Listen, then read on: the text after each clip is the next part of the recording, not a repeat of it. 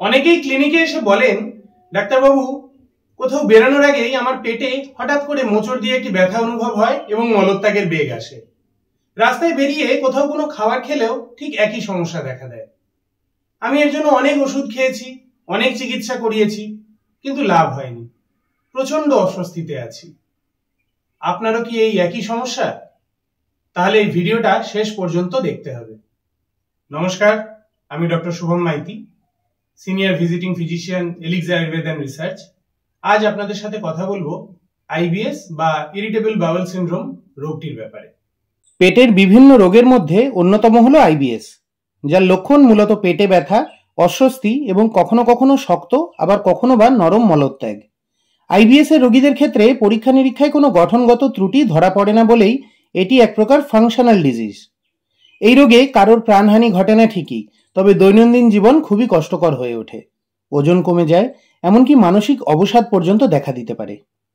আধুনিক চিকিৎসা বিজ্ঞানের মতে বংশগত কারণ, পেটে জীবাণুর সংক্রমণ, খাদ্যাভ্যাসের হঠাৎ আমূল পরিবর্তন, অতিরিক্ত মানসিক চাপ, ভয়, উত্তেজনা ইত্যাদির জন্যই আইবিএস হয়ে থাকে।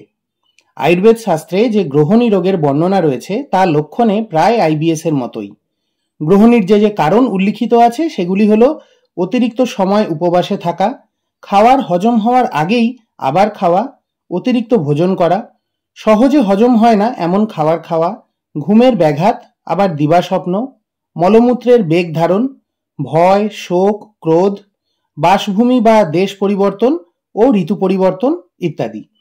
আইবিএস এর ঘরোয়া আয়ুর্বেদ চিকিৎসার মধ্যে সমপরিমাণ গোটা জিরা ও পেয়ারার বীজ বাটা 4 চামচ পরিমাণ দুপুর রাত্রে খাওয়ার পরে দইয়ের ঘোলের সাথে মিশিয়ে সেবন করা, বেদানার খোসা লেবুর রসের সাথে বেটে 1 চামচ পরিমাণ নিয়ে সকাল সন্ধ্যা খাওয়ার পর গরম জলের সাথে সেবন করা ইত্যাদি বেশ ফলপ্রদ।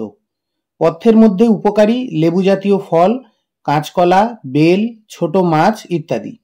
আর দুধ, শাক, শুকনো লঙ্কা, অ্যালকোহল ইত্যাদি খাওয়া বা খালি পেটে থাকা, রাত্রি জাগা, খেয়ে উঠে পরিশ্রম করা ইত্যাদি নৈবচ।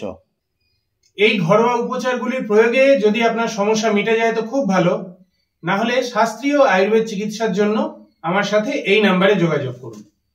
আর এই ভিডিওটি ভালো লাগলে এটিকে লাইক করে সাপোর্ট করুন এবং শেয়ার করে অন্যদের দেখার সুযোগ করে দিন।